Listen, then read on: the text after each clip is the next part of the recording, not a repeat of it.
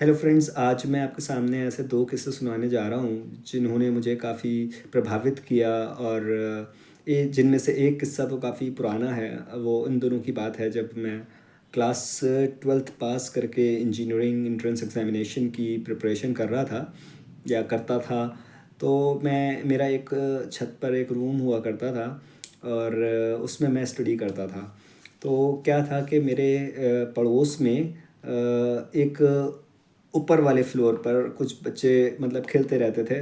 और मुझे उनसे कोई प्रॉब्लम नहीं थी, लेकिन बीते दिनों में क्या हुआ था कि वो लोग कुछ ना कुछ चीज़ें नीचे फेंकते थे और फिर भैया भैया करके मुझको कहते थे कि उठा दो।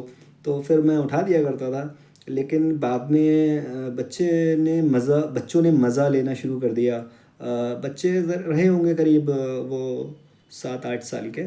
तो वो कभी कुछ फेंक दिया करते थे, भैया उठा दो।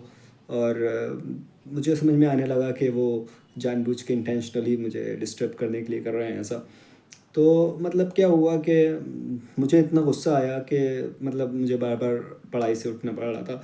तो मुझे इतना गुस्सा आया कि मैं वहाँ पे कोई स्टेयर्स नहीं लगे थे, मुझे मतलब गुस्से में मैं बगैर स्टेयर्स के ही ऐसे ऐसे करके दीवारों से चढ़ के उसके छत पर चला गया जहाँ टेरेस थी। और फिर वो भागा दूसरी वालों की, पड़ोस की अपनी छत पे मिली मिली छत थी। तो फिर मैं भी उधर ही भागा और मैंने उसको पकड़ लिया। और मैं उसको ऐसे करके पकड़ करके मतलब नीचे डाउन फ्लोर पे ग्राउंड फ्लोर पर उसकी मदर के पास ले गया। और फिर मैंने उसकी शिकायत की और वो बड़ा डर गया था। लेकिन तो उसके बाद मैं आ गया, ठीक है ना। लेकिन फिर बाद में मेरे माइंड में एक बात ये आई कि वो बच्चा मुझसे काफ़ी छोटा था, क्योंकि मैं तो 12th पास था और वो 7-8 साल का ही था। तो मेरे दिमाग में ये बात आई कि मैंने जिस तरीके का गुस्सा उसको दिखाया, क्या मैं उसको तब ये गुस्सा दिखा सकता था जब अगर वो बड़ा होता, मतलब कोई मेरे बराबर का होता ऐसा। तो इस बात ने मुझे काफ़ी मतलब फ़ील कराया कि हम कमज़ोर पर अपनी ताकत आज़माने में कितनी जल्दबाज़ी करते हैं। और सबकॉन्शियसली हम पावर प्ले कर रहे होते हैं। और एक अगर हमें रियल में ताकत है तो अपने बराबर वालों को मतलब डील करके दिखाएं, है ना। तो ये तो बहुत पुराना किस्सा था। और इसी तरह एक दूसरा जो इंसिडेंस था वो अभी 2 महीने भी नहीं हुए हैं पहले का है। मेरे घर के पास एक थोड़ा सा, क्या बोलेंगे उसको, स्लम एरिया टाइप का जगह है। चौपला रोड कहलाता है वो। तो वहाँ पर मतलब मैं गुज़र रहा था और मैं पैदल था, राइट।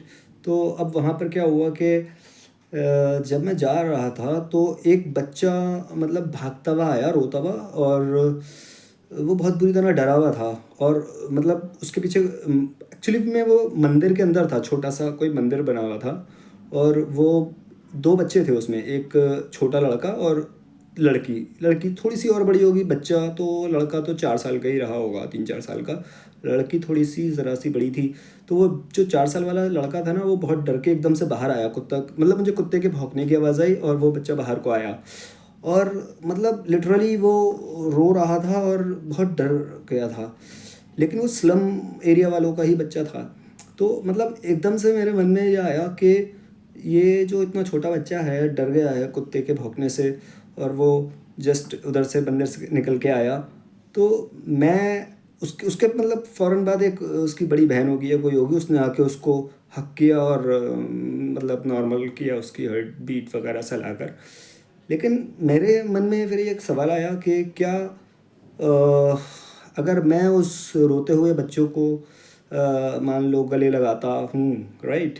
और मेरे घर पर या फिर मोहल्ले में या मेरे एरिया में लोगों को पता चलता कि मैंने एक स्लम एरिया वाले बच्चे को मतलब इतना क्लोज़ हुआ, तो मतलब लोग मेरे बारे में क्या ही सोचते। तो मतलब दूसरा ये इंसिडेंस मुझे मतलब ऐसा चकोर रहा है या फिर अभी भी मतलब अच्छा नहीं लगता है कि हम लोग अपने आप को एक क्लास में डिवाइड करते हैं और उसकी बेसिस पर हम एक बच्चे से भी उसको प्यार देना है या नहीं देना है, ये इस बिना पे डिसाइड करते हैं।